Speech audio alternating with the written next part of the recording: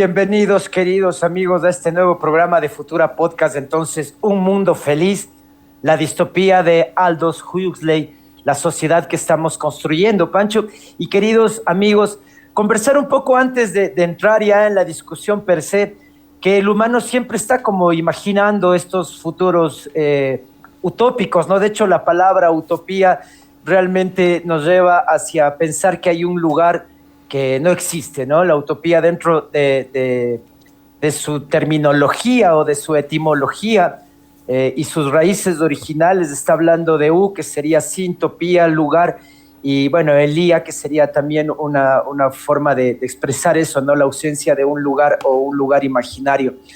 Nosotros lo que estamos ahora, entonces, queridos amigos, es invitándoles a eso, ¿no? A que el humano siempre ha estado invitando o a inventándose nuevas posibilidades de futuro. Hace algún momento Platón nos habló de la Atlántida, ¿recuerdas, Pancho? Estas sociedades utópicas, ¿no? Ahora, nosotros queremos justamente empezar desde ahí, ¿no? Desde esta especie de imaginario de la jaula de terciopelo.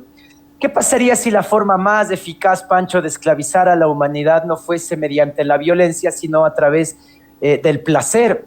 ¿Qué ocurriría si el poder ya no necesitaría reprimir, ni censurar, ni encarcelar, porque las personas ya van a aceptar voluntariamente su propia servidumbre y su propia esclavitud? ¿Qué sucedería, amigos queridos, si el entretenimiento, el consumo, la comodidad, la distracción fueran suficientes para impedir que la gente hiciera preguntas verdaderamente importantes? Esta es la inquietante premisa de Brave New World, conocida en español como Un Mundo Feliz, el célebre libro, la novela de Aldous Huxley, publicada en 1932. Más de 90 años después, Pancho y queridos amigos, su lectura no parece una ficción futurista, sino una radiografía extraordinariamente precisa del mundo contemporáneo. Huxley no imaginó una dictadura brutal, ¿no? Tú hacías este comparativo con 1984, Pancho, de Orwell, ¿no? Ahora, justamente, quizás la gran diferencia son los dos modelos que se nos están proponiendo también dentro de la vida, ¿no? Cuando 1984 nos decía que quizás el futuro era un futuro muy parecido a cómo funcionaba la BBC, pero desde órdenes estructurales jerárquicas, y se hacía una repetición o una sine qua non con lo que pasaba con la dictadura venezolana, ¿no? Ahora lo que estamos viendo es quizás justamente con esta inmersión de grandes discursos complacientes desde microsociedades, ¿no? De hecho, algún momento nosotros tratamos aquí el tema de los Terians. Es justamente esta complacencia que empieza a dar sociedad, ¿no? Y es lo que dice Huxley, no imaginar dictaduras brutales, sino algo mucho más sofisticado, Pancho, una civilización donde los individuos renuncian a su libertad a cambio de comodidad, seguridad, satisfacción inmediata, ¿no? Es la cárcel sin muros, una esclavitud sin cadenas visibles, una sociedad donde las personas no se rebelan porque ya han sido entrenadas para amar esa propia dependencia, ¿no? Es decir, estamos hablando de una sociedad en la que nosotros nos volvemos esclavos y quizás, Pancho, no estamos dándonos cuenta de esa propia esclavitud, ¿no? Aldous Huxley es un hombre que conocía demasiado bien el poder y la ciencia. Sería bueno darle un poco de contexto a este personaje, Panchito. Es verdad, Santi, que Aldous Huxley no fue un personaje cualquiera, ¿no? Él conocía verdaderamente muy bien el poder. Él nació en una de las familias intelectuales más influyentes de Inglaterra en ese entonces. Y bueno, podemos mencionar a su abuelo Thomas Henry Huxley, que fue conocido como el Bulldog de Darwin, ya que defendía de manera férrea las ideas de Charles Darwin, estas ideas de la evolución que nacieron más o menos de 100 años antes que naciera Huxley con su abuelo. Y que bueno, este personaje ya vemos que fue tan influyente que generó toda una dinastía de personajes que, bueno, ya les voy a ir mencionando poco a poco. Tenemos su hermano Julian Huxley, el primer director general de la UNESCO. Ya sabemos que la UNESCO, esta gran institución dedicada a preservar todo este patrimonio de la humanidad, hoy en día es muy importante. Y bueno, Julian Huxley, su hermano, fue director acá. Su hermanastro Andrew Huxley obtuvo el Premio Nobel de Medicina. Imagínense ustedes, ya en el año, por allá por la década de los años 30, su hermanastro obtuvo el Premio Nobel. Su otro hermano era director de la UNESCO y bueno, su abuelo había sido defensor de Charles Darwin. Entonces damos cuenta de un Aldous Huxley que conocía ya muy bien todo este entramado de poder, conocía muy bien todo lo que se podía venir gestando ya desde el poder. Y entonces él, con su crítica al progreso tecnológico, esta crítica no nace del rechazo irracional, sino que nace de un conocimiento profundo, ya de las élites, un conocimiento profundo del establishment de aquel entonces, que bueno, no es distinto o no es muy distinto al poder que se ejerce hoy en día desde las élites, ¿no? Y bueno, aquí hay una pregunta que lo acompañó durante toda su vida, ¿no? ¿Qué ocurre cuando la ciencia deja de servir a la humanidad y empieza a administrarla, a condicionarla, a clasificar seres humanos? Entonces esa pregunta evidentemente dio pie a que Huxley pensara que no es el control, no es esta esclavitud que conocíamos desde antes o que nosotros pensamos la que domina, sino más bien es algo más sofisticado, ¿no? Y bueno, es que hay una experiencia muy personal de Aldous Huxley que transformó su vida, ¿no? Él tuvo un problema ya a los 16 años que le dejó parcialmente ciego. Entonces, su sueño era originalmente convertirse en médico, así como su hermanastro, ¿no? Pero fue truncado por ese problema que tuvo con su visión. Y así que bueno, esa limitación lo empujó hacia la literatura y hacia la reflexión filosófica. Bueno, es un ejemplo, ¿no? De estas personas que ven una oportunidad cuando se les cierra una puerta, ¿no? Aquí podemos dar cuenta de eso también. Esta pérdida de visión permitió desarrollar una mirada más interior, una mirada más filosófica en Aldous Huxley, ¿no? Entonces comprendió que la verdadera amenaza del ser humano no siempre es visible. Entonces damos cuenta hoy día que la amenaza es invisible. Nosotros vivimos entre cadenas invisibles porque prácticamente no es que ejercen un control, no ejercen una vigilancia en todo lado, aunque bueno, ya se dice que desde la inteligencia artificial o empresas como Palantir ejercen un control ya bastante sofisticado a través de nuestros dispositivos, ¿no? Pero en fin, es un control que nosotros mismos nos estamos imponiendo, ¿no? Porque nosotros al estar conectados voluntariamente con nuestros dispositivos, con nuestros celulares, en nuestras redes sociales, ojo que esto es voluntario, entonces damos pie a que todos nuestros datos, a que se filtre toda nuestra privacidad para estas grandes corporaciones, ¿no? Pero esto es, ojo, totalmente voluntario, ya sea a través de el condicionamiento o a través de la manipulación de los medios, ¿no? Entonces, bueno, hay otro dato súper importante. En los años 20, cuando Huxley, antes de escribir su libro, pudo comparar la Italia de Mussolini, ¿no? Esta Italia donde se ejercía la represión, el control, la disciplina. Pudo comparar con un viaje que tuvo a los Estados Unidos, donde él se sorprendió mucho y vio que el poder se ejercía desde la seducción, ¿no? Se ejercía desde el consumo, desde la satisfacción inmediata. Entonces, imagínense, ya han pasado más de 90 años, casi 100 años, de que Huxley haya viajado a los Estados Unidos y haya podido hacer esta comparación entre estos dos modelos políticos, socioeconómicos. Y claro, esto daría pie a la gestación ya de su libro, de su obra magna, Un Mundo Feliz, o Brave New World, como se lo conoce generalmente en todo el mundo, ¿no? Entonces, ¿cómo podía una sociedad controlarse alrededor del deseo y no del miedo? Era la pregunta que se hizo Huxley ya en ese entonces, ¿no? Entonces, Santi, vamos a ver ahora sí cómo lo que tú nos contabas, ¿no? Esta comparación entre dominar a la humanidad con el miedo o dominar a la humanidad con la satisfacción inmediata. Gracias, Panchito. Sí, y bueno, la literatura tiene ese gesto, ¿no? De querer anticiparnos a los seres humanos con lecturas de la sociedad.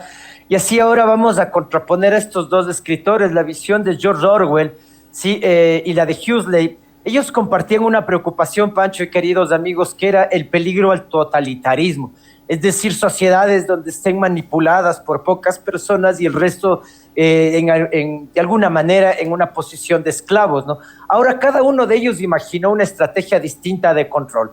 Mientras que Orwell en 1984 determinaba que nos iban a vigilar, que en el futuro iba a haber una vigilancia constante, que nos van a castigar, que todo va a surgir a partir del miedo, de la tortura, de la censura. Era como un gran hermano que nos estaba aplastando, decía George Orwell, ¿no es cierto? A partir de las instituciones del Estado, es este gran hermano que aplasta. Ahora, la visión de que hace Huxley es de un mundo un poco más feliz, ¿no? Donde predomina de alguna manera el placer, el consumo, la distracción, las drogas, el condicionamiento psicológico, ¿no? Es decir, aquí el poder no nos está aplastando, el poder simplemente sucede. Y Orwell temía, ¿no? Por ejemplo, la proliferación de los libros, o sea, que prohibieran libros, decía Orwell, ¿no? Porque así se prohíbe el pensamiento. Huxley decía, no va a haber necesidad de prohibirlos porque vamos a dejar de leerlos, ya no va a haber necesidad de leerlos.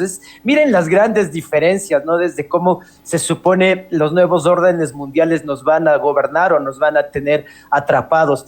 Mientras que Orwell sigue proponiendo este eje de violencia, Huxley propone una violencia más sutil, ¿no? Orwell nos habla de un mundo que obliga a mirar las pantallas y que nos obliga a tener que seleccionar de alguna manera un eje de consumo. Huxley dice que no, nosotros no vamos a poder apartar la vista de la pantalla justamente, ¿no? Y está ocurriendo esto, Pancho. Me parece que hace unos dos programas nosotros hacíamos esta pregunta a nuestros amigos: ¿cuándo fue la última vez que se aburrieron? Y ¿cuándo fue la última vez que se aburrieron? Es ¿cuándo fue la última vez que estuviste solo, sin la necesidad de este infómata, ¿no? De este celular que decía Byung-Chul Han que nos domina. ¿Hasta cuándo fue la última vez que lo fuiste a buscar? Entonces, aquí y ahí, quizás decantando, Panchito, entre las dos opciones, parecería que Huxley se acercó un poquito más que Orwell hacia lo que vendría a ser este mundo nuevo, ¿no? De hecho, hay una carta que Huxley le manda a Orwell en 1949. Pancho escribió Huxley una carta a Orwell felicitándolo por la novela de 1984, pero señaló que el futuro probablemente se parecería mucho más a la obra que él había sacado anteriormente, esta de Un Mundo Feliz. Recordemos que Un Mundo Feliz es una obra que antecede a la obra de Orwell, sí, 1984. Sin embargo, las dos son como estas ideas que intentan anteponerse, ¿no? Y al final afirmó que los gobernantes, Huxley, encontrarían métodos más eficientes que la fuerza bruta, ¿no? Él decía que esta bota de los militares aplastando a los ciudadanos iba a desaparecer, primero porque es un desgaste económico, es un desgaste societario, es un desgaste inclusive emocional. Y Huxley decía que no, que lo que va a lograr la gran autoridad es que nosotros como ciudadanos amemos nuestra servidumbre, aceptemos esa manipulación, que vamos a confundir, amigos, el placer con la libertad, y esto es fundamental.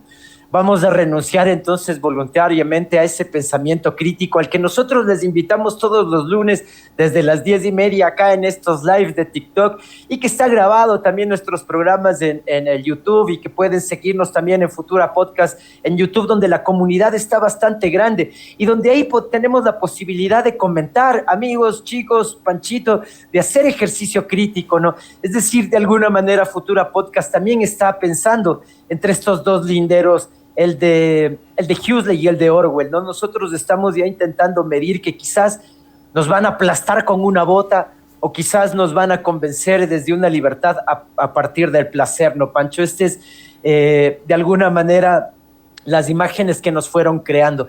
Ahora, Huxley porque hace esta visita a Estados Unidos, ¿no? Algún momento, y él hace justamente la comparación entre la decadencia de esta Europa que había sido aplastada por la bota, y de repente empieza a ver estas nuevas, estas juventudes norteamericanas que vivían desde el placer, desde la lisonja, desde la droga, y obviamente ahí construyó todo todo un complejo sistema simbólico, Pancho, que es este mundo de Henry Ford, que es este mundo de esta América tecnificada, ¿no? Y llevándonos a la idea del placer, del baile, del consumo, Pancho. Hablemos un poco de este mundo de Ford, ya entrando directamente en la obra de Huxley, por favor, Pancho. Sí, Santi, pero bueno, haciendo un paréntesis, algo que nos faltó poner aquí en el guión, la verdad, y que no quiero que se nos pase por alto, es el hecho de que Aldous Huxley fue maestro de George Orwell en la universidad. Entonces ellos ya se conocían previamente, y claro, Huxley, al ver la obra de Orwell, su pupilo, o sea, lo felicitó, le mandó esta carta, pero claro, o sea, de pronto vio que es un poco, bueno, no diría infantil esa visión, sino un poquito sacada de la realidad, ¿no? Porque, como digo, Aldous Huxley ya vio esta realidad del poder de la seducción en Estados Unidos, en América sobre todo, haciendo la comparación, ¿no? Con esta Europa entre guerras, con la Italia de Mussolini y con lo que ya se venía con los nazis, ¿no? Porque, bueno, acordémonos que en esa época Alemania venía con el liderazgo ya de Hitler, y cada vez las cosas se iban poniendo más duras, ¿no?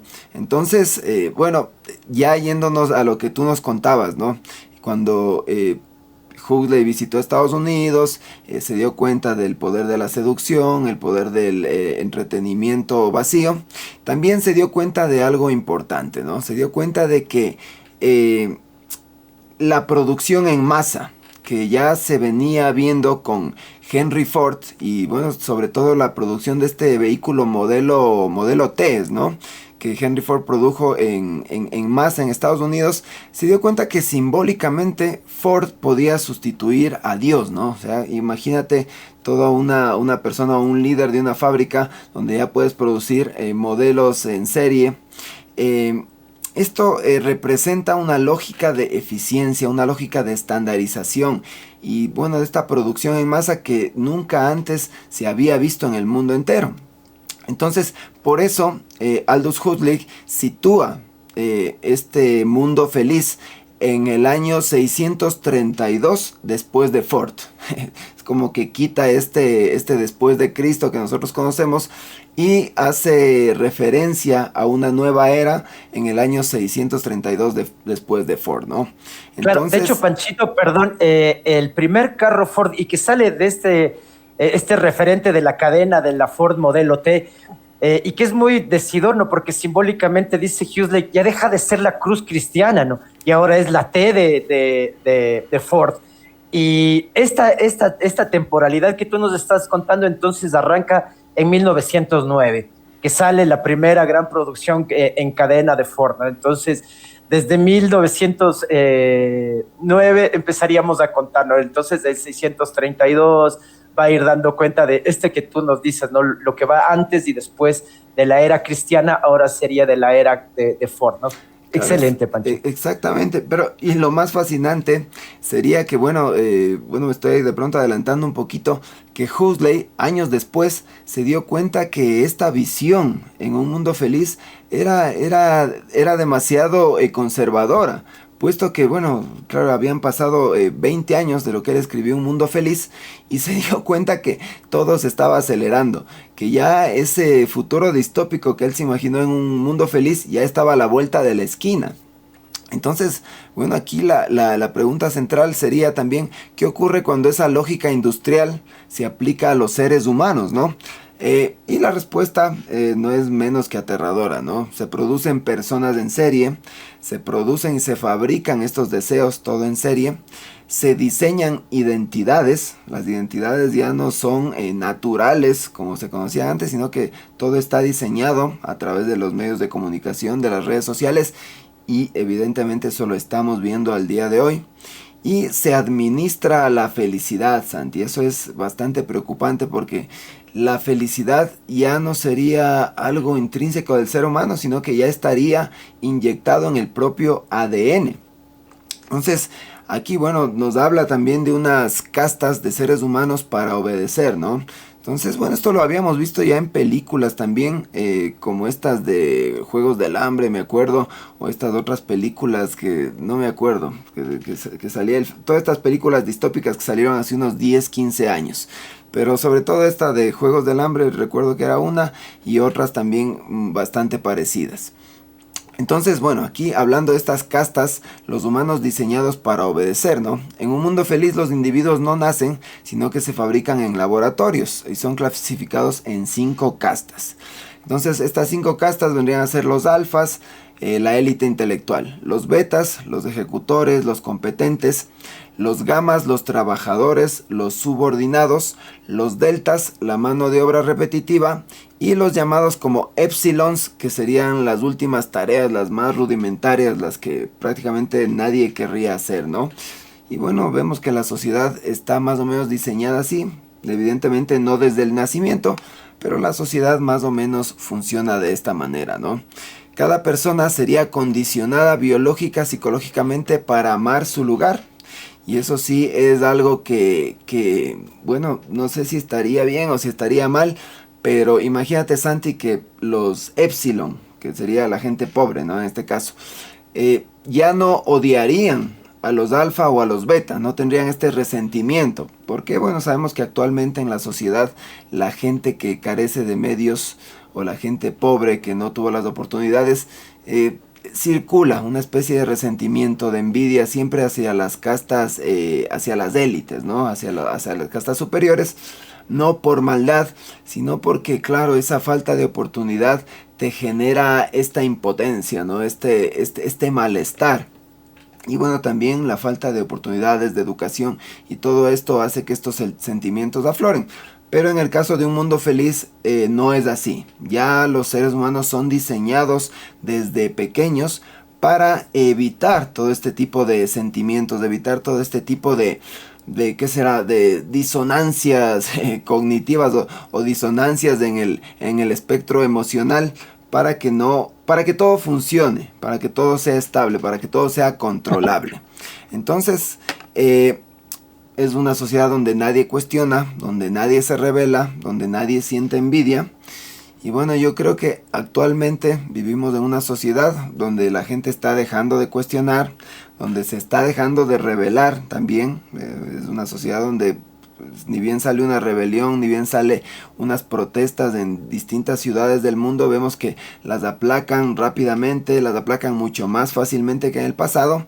Y bueno, esto de la envidia, yo sí quisiera que también se empiece a controlar un poco. Claro, es un sentimiento normal de los seres humanos que todavía no hemos podido erradicar del todo, ¿no? Porque sabemos que sentimientos estos como el odio, la envidia, la frustración, vistos desde una mala manera, son sentimientos negativos que no hacen más que enfermarnos y no hacen más que atormentarnos para no poder salir adelante, ¿no? Evidentemente, si es que lo vemos desde un punto de vista positivo, claro, todos los seres humanos tenemos derecho a sentir estas emociones negativas, ¿no? Si sentimos tristeza, tenemos que profundizar en esa tristeza y salir de ese pozo que muchas veces nos encontramos, pero no de una manera negativa o de una manera que vaya a afectar nuestra salud mental sobre todo, ¿no? Entonces, bueno, aquí Santi, viene otro de los conceptos que nos propone el libro, ¿no? La hipnopedia o la programación mental, que justamente se daría en este mundo feliz, en esta distopía de Huxley, para que los niños sean controlables y todo el sistema sea estable. Santi, ¿qué nos puedes decir acerca de esto? Así es, Pancho. Bueno, y que tiene mucho que ver con lo primero, ¿no? El tema de las castas. Yo me imagino Huxley, Pancho y queridos amigos, algún momento también hizo una revisión histórica de los discursos, ¿no? Porque este tema de las castas aparentemente funcionó en el mundo antiguo. Podemos regresar a la literatura Veda. También hay literatura de los grandes cronistas españoles cuando llegaron acá a América y contaban de cómo vivían nuestros indígenas aquí en América Andina, sobre todo. Y ahí lo que podemos nosotros distinguir o entender era justamente cómo las sociedades estaban organizadas desde castas, y en las castas lo que se proponía entonces es cuál es la voluntad de cada sujeto para asumir su posición dentro de la sociedad. Ahora, desde niños, en estos mundos de castas, ya se les proponía una suerte de primer bautismo. Y yo te comentaba ahora, Pancho, justamente estaba viviendo este tema de la confirmación de mi hijo, no la confirmación de su nombre. Pero ocurría también en los tiempos de los indígenas, cuando apenas nacían, se les ponía una casta a los niños y se les confirmaba cierta edad, ¿no? Recuerda Atahualpa. Atahualpa significa el padre ave. ¿Y por qué el ave? Porque hay una representación natural del sujeto y su espiritualidad. Su casta era una casta de las aves, ¿no? Hay la casta de los felinos, pensemos antes, ¿no? Y lo que se hacía era simplemente desde niños también irlos como proyectando hacia estos mundos hipotéticos. Lo que cuenta entonces Huxley es algo muy parecido, ¿no? Él nos habla de esto que tú nos decías, Pancho, la hipnopedia, esta programación mental. En este caso, lo que dice él es, gracias a las tecnologías, lo que se va a hacer en el futuro, es que durante el sueño de los niños, ellos van a escuchar mensajes miles de veces que van empezando a modelar sus creencias, ¿no? Entonces, así, de alguna manera, todo el mundo pertenece a todo el mundo. Todos somos parte de una misma idea, de una misma comprensión global. Es mejor comprar, por ejemplo, que reparar, podría ser uno de los conceptos para que el consumo se normalice, ¿no? Entonces no vas a arreglar una tacita que se te rompió, no vas a arreglar tu carrito o tu juguete, sino olvídalo, deséchalo y empieza a comprar algo. Hay que pensar, ¿no? Que la diferencia se convierte en un peligro y que no es muy distinto de la repetición constante de mensajes en publicidad, en redes sociales, en algoritmos. O sea, es decir, no estamos saliéndonos de lo que estamos viviendo actualmente, queridos amigos y querido Panchito. Actualmente nosotros a veces decimos, no, oye, estaba pensando en, no sé, en computadoras y de repente abrí el Facebook y abrí el TikTok y me empezó a botar publicidades de computadoras, como que el celular me está escuchando. No es que nos esté escuchando, es que nosotros estamos ya programados dentro del mismo sistema, ¿no? Y los algoritmos nos están inventando ciertas necesidades y deseos, Pancho, que decíamos antes cuando empezábamos el programa y tú muy bien lo explicaste. Huxley dice entonces lo más importante dentro de este juego maquínico es adueñarse de nuestros deseos. El soma que de alguna manera será como una anestesia química y emocional, ¿no? ¿Cómo se apoderan de nuestros deseos, Pancho? ¿Cómo de alguna manera controlan nuestra sociedad? Porque controlan nuestras ansiedades, nuestras tristezas, lo que tú proponías antes, ¿no? Controlan nuestras angustias. Entonces ahí recurrimos a este soma. ¿Qué es el soma según Huxley? Es una droga perfecta que elimina el malestar sin generar efectos secundarios. Entonces, de alguna manera no va a haber una suerte de dependencia tóxica, no vamos a tener deterioro de la salud, sino que es una droga perfecta que elimina justamente el malestar sin efectos, ¿no? Elimina instantáneamente la ansiedad, decía Huxley, la ira, la tristeza. Ahora, aparentemente, Pancho, deberíamos inventarnos una sociedad donde no existan eso, ¿no? Donde no exista ansiedad, donde no exista ira, donde no exista tristeza. Sin embargo, tú lo planteaste muy bien antes, esos son sentimientos humanos y deshumanizar al sujeto casi será como proponerlo o ponerlo dentro de una suerte de matriz o matrix, donde una pastilla nos va a evitar el sufrimiento y no tendría sentido ya cambiarle al mundo porque estaremos todos de alguna manera conformes con lo que vamos viviendo. Esto nos lleva también a una idea que te digo que sería contraproducente a todo este imaginario perfecto que nos traía Huxley, que es John el Salvaje, Panchito.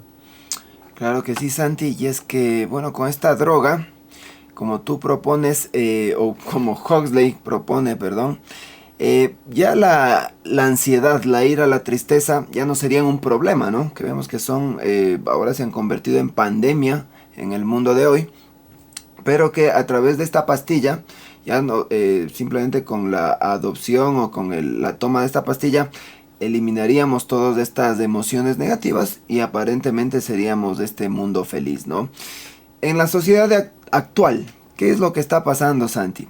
Dependemos ya muchas veces de pastillas, pero el problema es que estas pastillas todavía tienen efectos secundarios, ¿no? Si nosotros tomamos pastillas para la ansiedad, para la depresión, vemos que después de un tiempo estas pastillas inclusive dejan de tener su efecto y es como que profundizamos, agravamos el problema.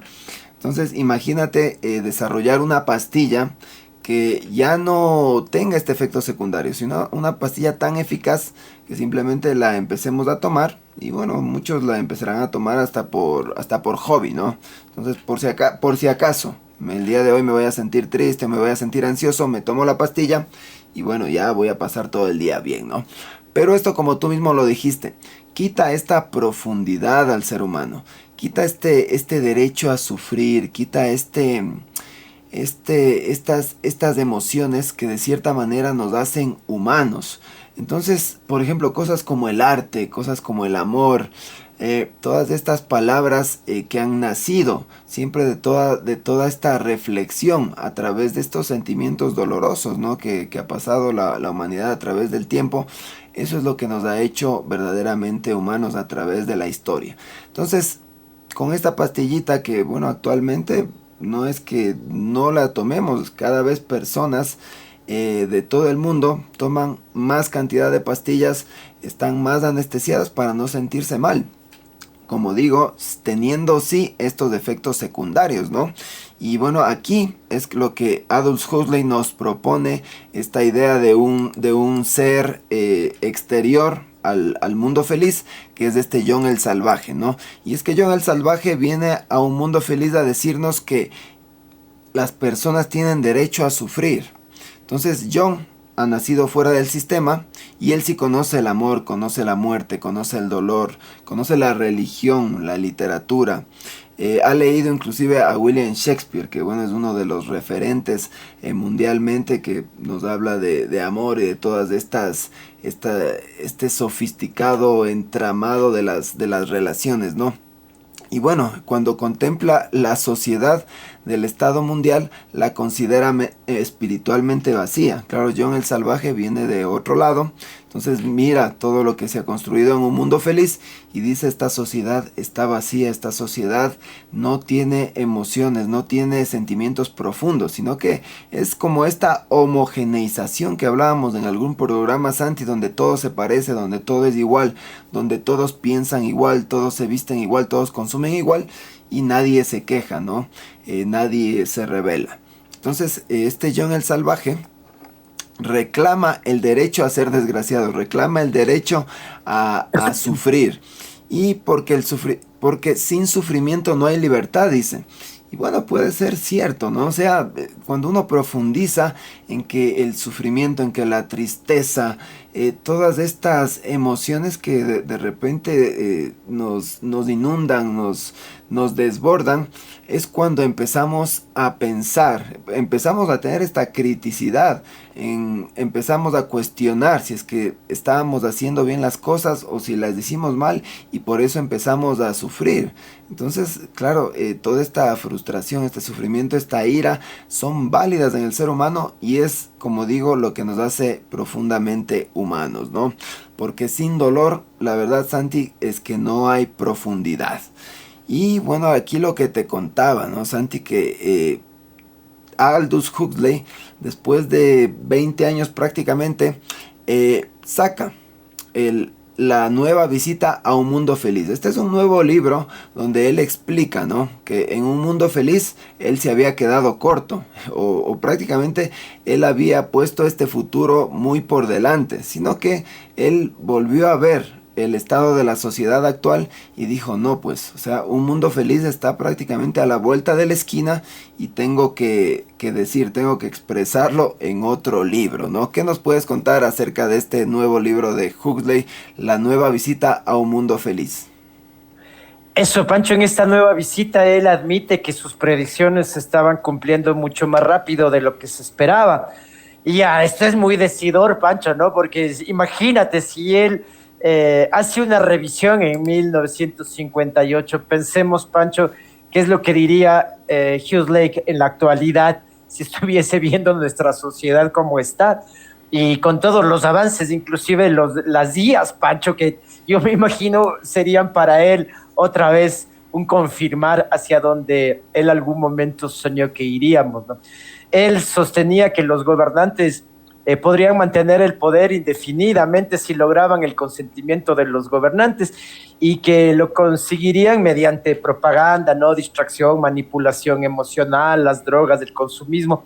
En una frase memorable advirtió que el objetivo sería lograr que las personas amaran su esclavitud, decía Huxley, ¿no? Y como te decía, ahí podemos construir este paralelismo con la sociedad actual. Hoy no vivimos quizás exactamente este mundo que nos dio Huxley, pero nuevamente el parecido es extremadamente perturbador. Creo que el soma moderno, Pancho, está en los psicofármacos, ¿no es cierto? El alcohol. Bueno, el alcohol ha sido parte de este soma de toda la existencia de la civilización. Las redes sociales, ¿no? Ahora creo que vamos convirtiendo a nuevos elementos dentro de estos elementos psicopáticos, ¿no? Los videojuegos, el streaming infinito, la dopamina digital.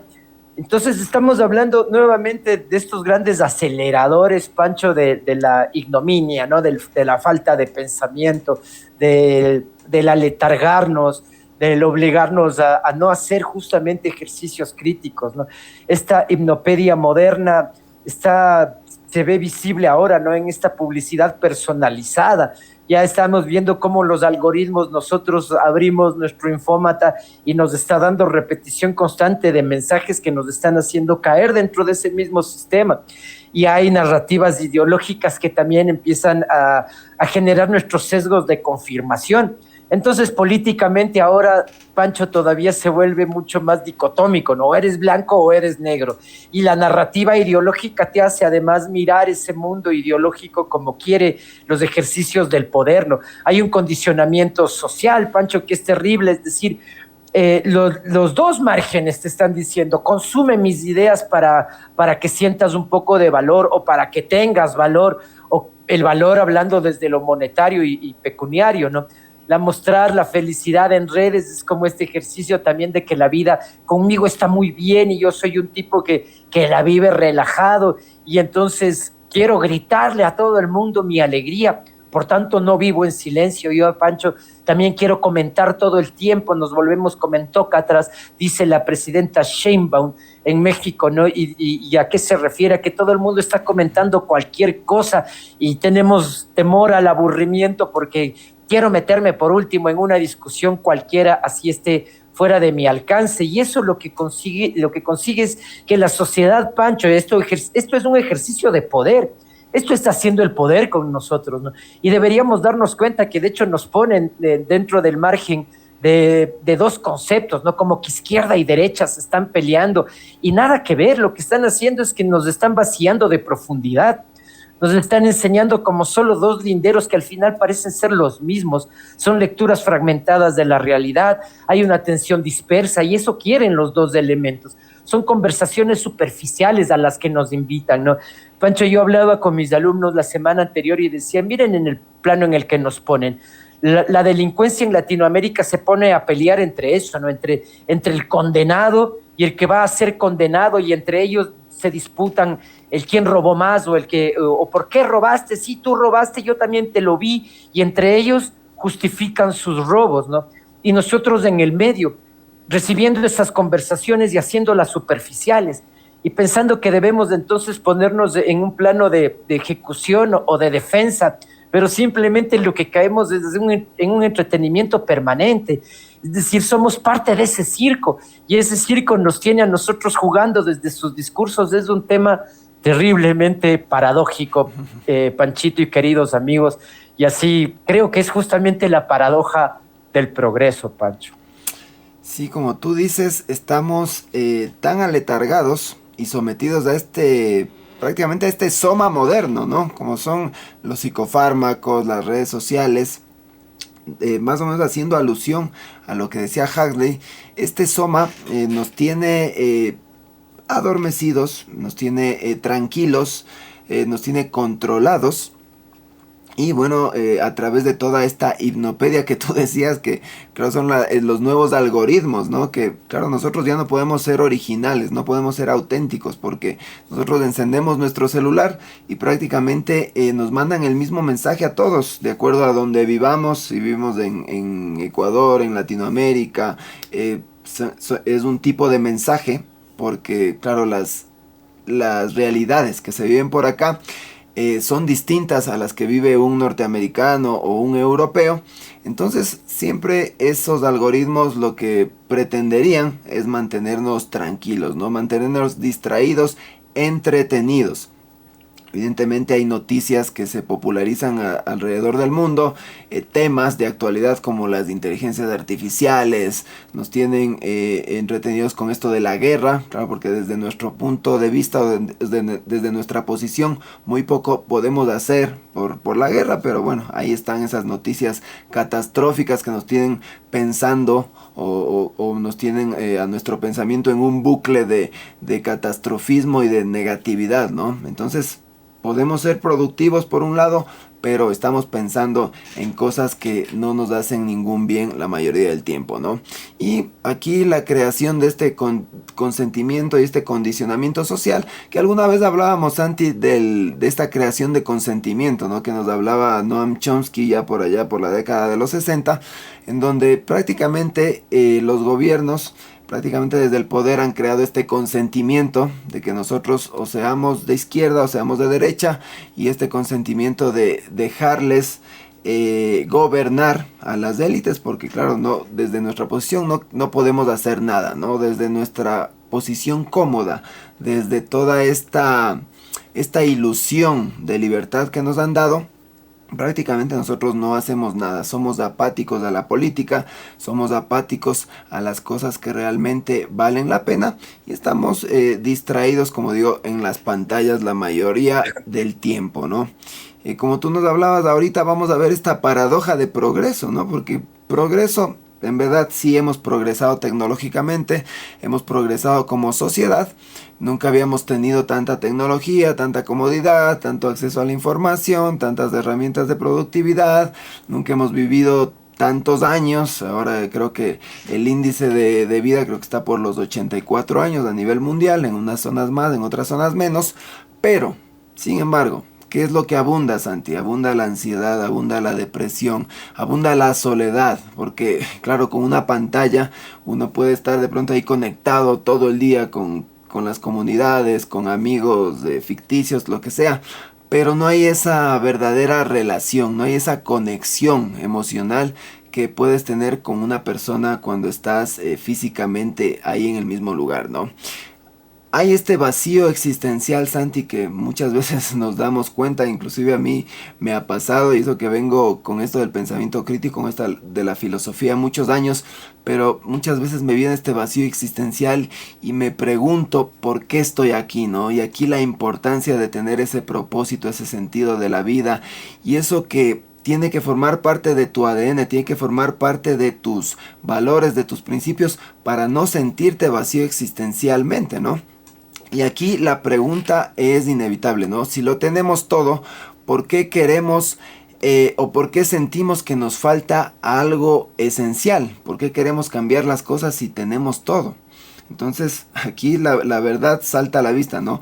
No es que tengamos todo, sino es que nos vendieron una ficción, nos vendieron una fantasía, nos vendieron una ilusión de libertad, que al final, bueno, eso se traduce en que en esos momentos de profundidad, en esos momentos de hacer arte, en esos momentos de tener pensamiento crítico, sentimos ese vacío, sentimos que no cumplimos con esas expectativas que teníamos de algún rato, ¿no?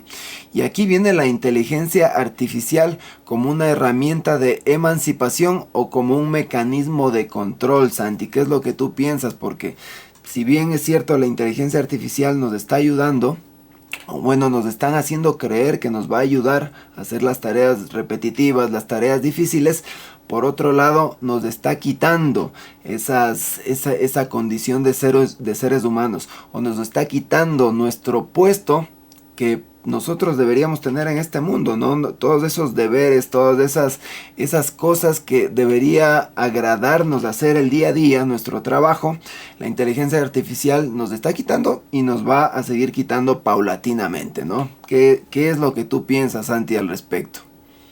Claro, los grandes peligros y que ya un poco decretamos antes, Panchito, fue esta pérdida de independencia a las que nos van a llevar las IAs. Ahora, sin embargo, las IAs son unas herramientas extraordinarias para potenciar en el ser humano su creatividad y además acercarse al conocimiento.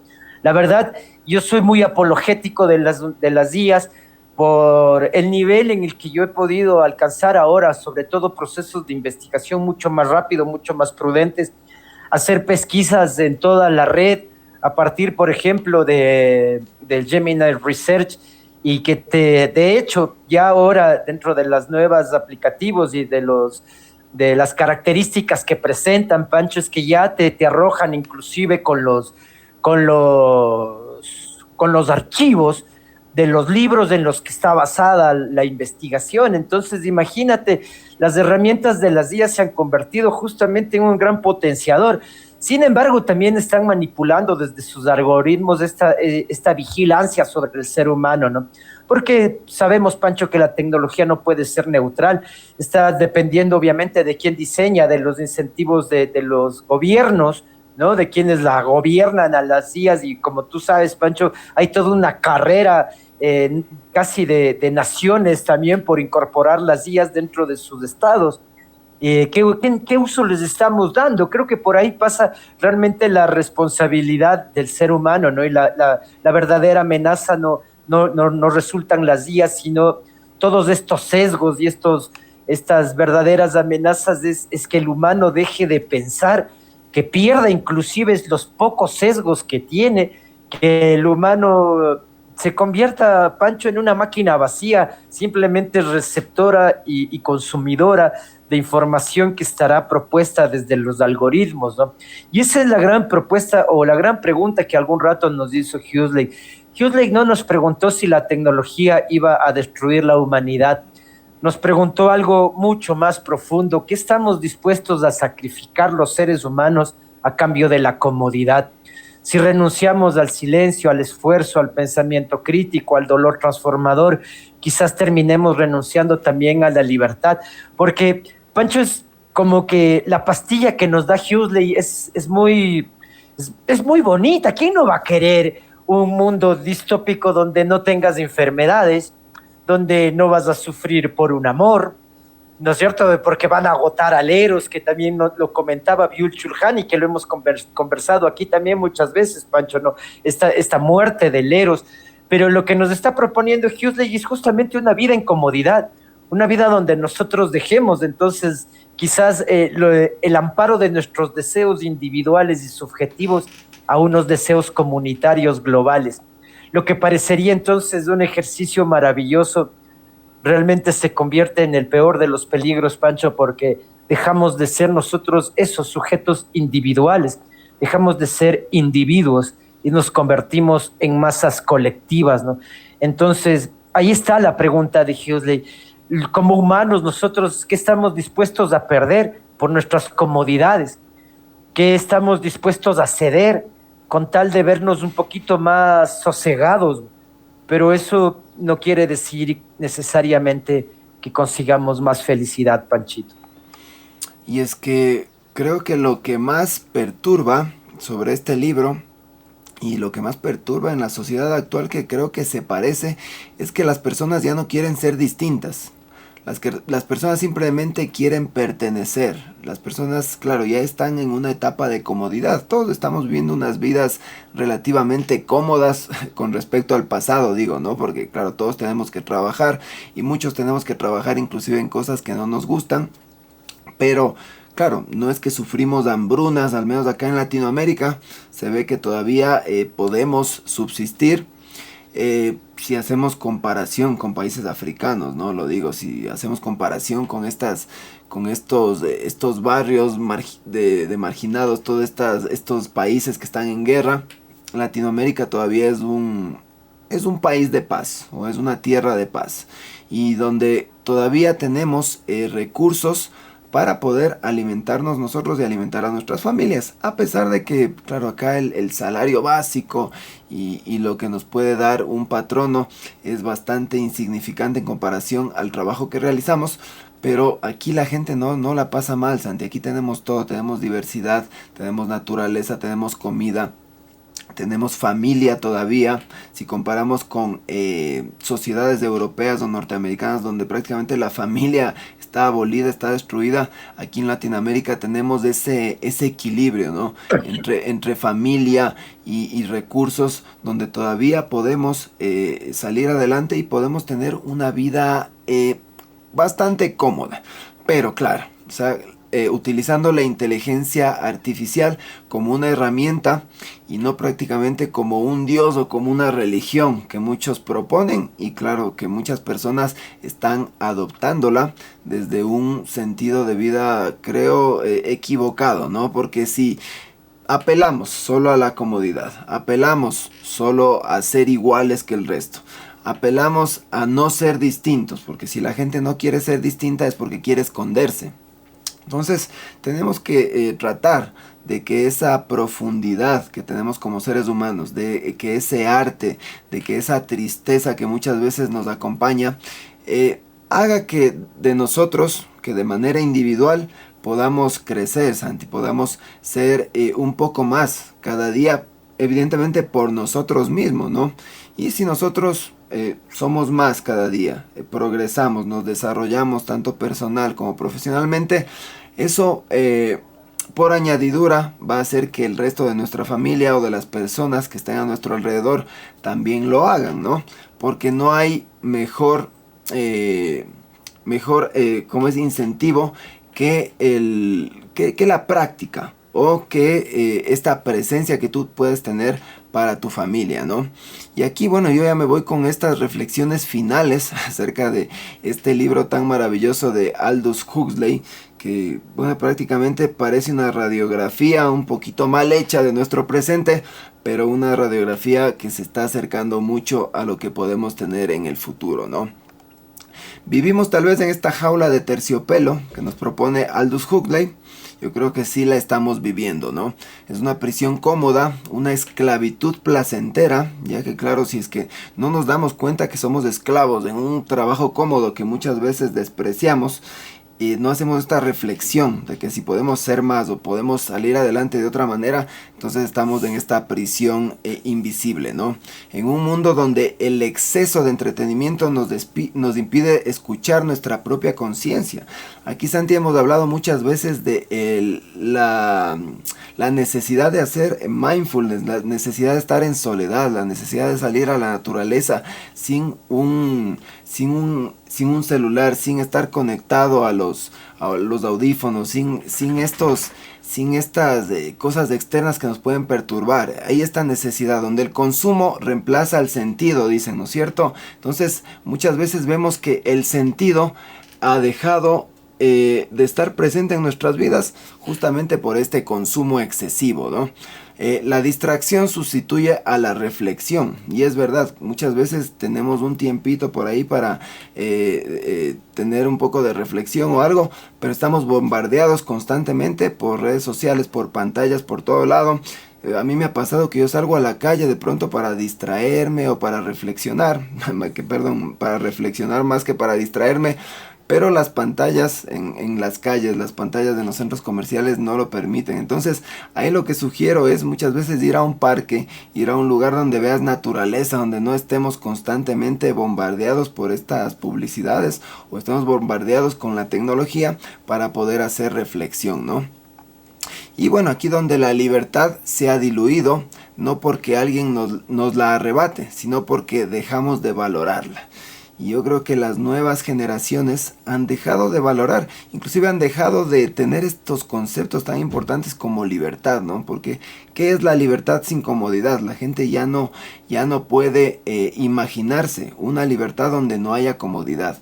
Pero bueno, como hemos dicho muchas veces en este programa, la libertad o las verdaderas cosas o las cosas que verdaderamente tienen sentido en la vida son incómodas. El dolor, la verdad, es inevitable el dolor. Lo que sí es evitable es el sufrimiento, y es como nosotros cojamos ese dolor y como nosotros lo procesemos, ¿no? De esta manera estoica o viendo esta filosofía estoica que también proponemos mucho aquí en nuestro programa, ¿no? Y bueno, como nos advirtió Aldous Huxley, ¿no? El peligro no es que el poder nos obligue a obedecer, sino que el verdadero peligro es que aprendamos a amar aquello que nos domina. Y es lo que estamos viviendo hoy en día.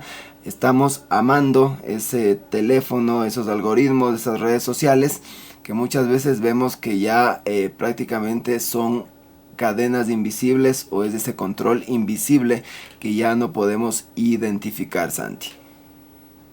Así es, Pancho, y es que la pregunta ahora creo que queda para todos nosotros, Pancho, para ti, para mí, para nuestros amigos ahora que asistieron a este programa de Futura Podcast con el que estamos cerrando. ¿Para qué estamos utilizando la tecnología, Pancho? ¿Para expandir nuestra conciencia o para anestesiarla? ¿Estamos utilizando las redes sociales para complacencia o estamos utilizando para buscar reflexión diaria? ¿Somos verdaderamente libres o simplemente consumidores satisfechos de las nuevas tecnologías? ¿Estamos construyendo el futuro o aceptando con una sonrisa nuestra propia jaula de terciopelo? Esa era la pregunta de Huxley, y con eso nos despedimos, Pancho, dejándole siempre a todos nuestros amigos esa duda, la duda siempre de que debemos hacer una reflexión sincera sobre lo que yo estoy viviendo. ¿Soy realmente dueño de mis pensamientos? ¿Soy realmente dueño de las circunstancias las que estoy viviendo? ¿O soy un fantoche? ¿Soy simplemente un séquito más del poder? Puede ser de las tecnologías o de cualquier tipo de personaje mamarracho que decida asumir sobre nosotros la verdad, Pancho. Entonces, nos despedimos con este cierre así un poco controversial, diciéndole a la gente: despierten.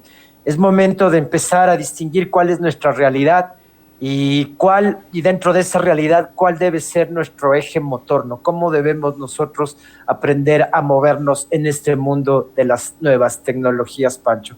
Eso es, amigos, para mí ha sido un gusto. Me despido el día de hoy de este programa de Futura Podcast, esperándoles del próximo lunes y obviamente esperando sus comentarios, sus criterios. Recuerden a la comunidad de YouTube a la que se tienen que juntar. Ya estamos por llegar al millar, Pancho, eso ya es decir muchísimo.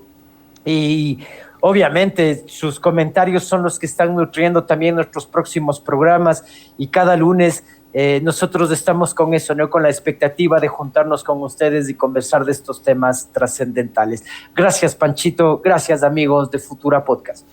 Yo también me despido, y por favor, amigos, no olviden de suscribirse, no olviden sus comentarios tanto en TikTok como en YouTube. Y bueno, nos estamos viendo en un próximo programa.